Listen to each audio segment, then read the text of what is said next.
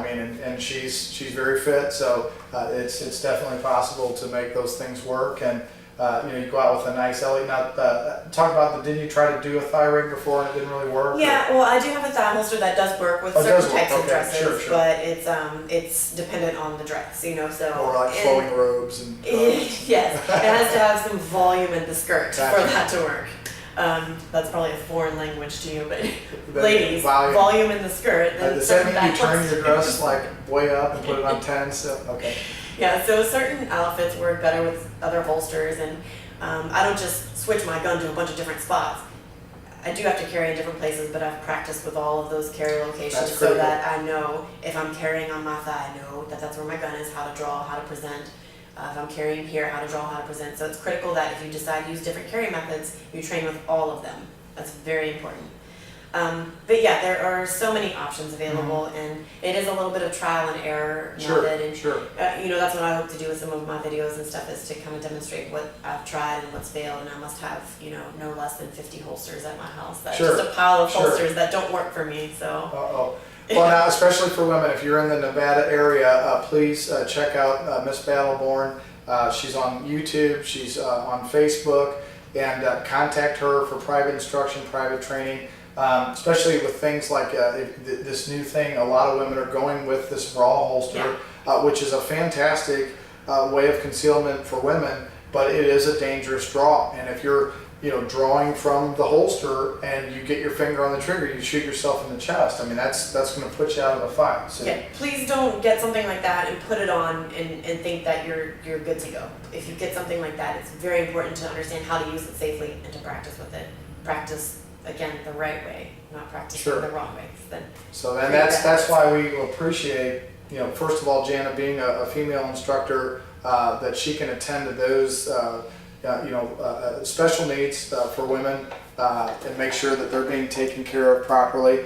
And then, so let's talk a little bit about the actual hostage taker shooting course. That is probably one of our most advanced and intense courses that we offer here at Sovereign Arms. It's like not just a black belt course, but maybe levels of black belt. So it's going into that master degree handgun shooting, which should really almost be something where police, contractors, bodyguards, people that are going to be maybe in a situation where they might actually experience that hostage situation. Somebody gets taken and they have to make a very, very small shot on the side of the head of somebody that was taken as a hostage. So as we started off the beginning of the day, you never just throw somebody in and say, okay, let's start running across, doing our 5-on-1 shooting drill where you're engaging 5 hostiles at one time and you got to rescue the hostage.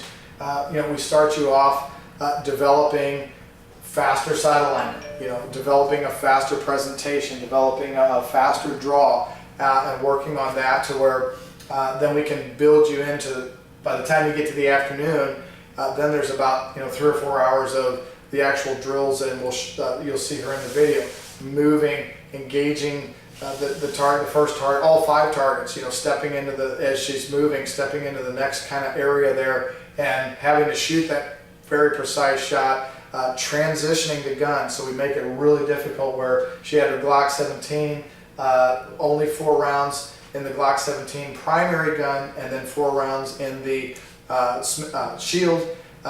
She shoots the first target with 2 shots, commands the hostage to be released, has to shoot the one hostage taker, has to shoot the other hostage taker.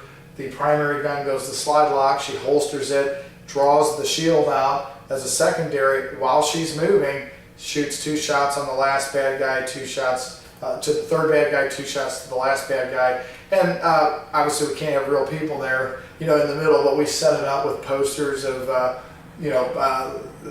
people just that would be like in a crowd of people. So we kind of try to make it more realistic that you're dealing with faces, not just steel targets in the middle of that. So tell us when you first started in the morning. Now Janna actually, because of her skill level and the size of the class, I was able to actually take her through about 700 rounds. I mean, we did almost like 2 classes that day. Her fingers, she was taping her fingers by the end of the class.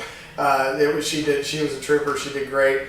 But when we started in the morning, how did you feel like the drills were? Maybe talk about some of the drills that we did and what you got out of the drills in the morning. Okay. Well, again, we were really working on speeding up my shooting because I'm shooting very slow and methodical. So taking the fundamentals and speeding them up and making them quicker and faster target acquisition, and especially with that two eyes open thing, which was really getting me. So. Right. So not just shooting faster, but shooting more accurately and faster. When we were using much smaller smaller targets. So there was 3 levels. Right. More spot on. So. Yeah. There was 3 levels immediately that became more different. The size of the target went from a 12-inch FBIQ target that was 12 inches wide and almost 2 feet tall to now 6 and 8 inch rounds at 21 feet. So right out of the gate, had a smaller target, trying to draw the firearm a little bit quicker, more quick, not losing being smooth, not losing any of the robotic linear movement, but getting the gun up fast, getting good sight acquisition and making sure the front sight's in the middle of the target, and then engaging the target and getting the hit.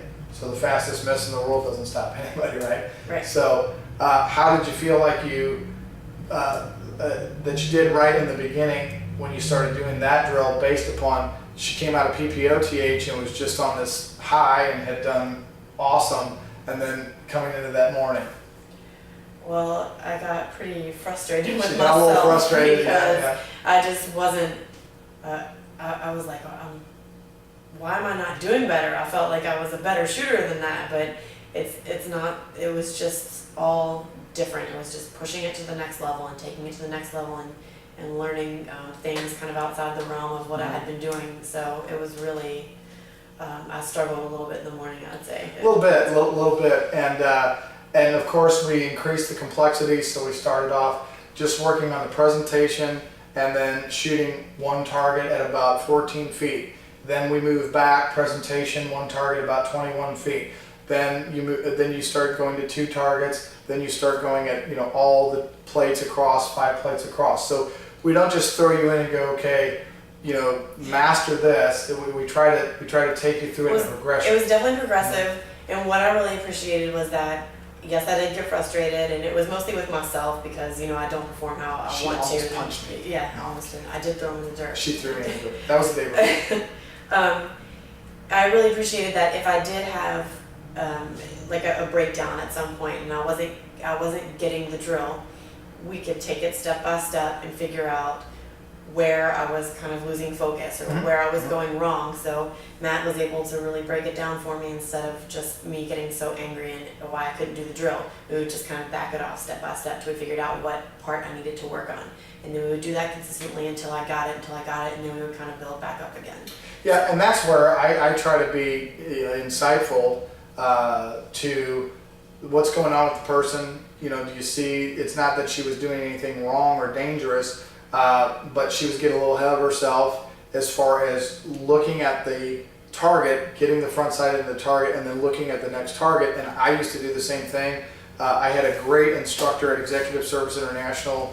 All the instructors out there were fantastic. I give them a little plug. We love you, Tony and Joe and everybody at ESI. Thank you so much.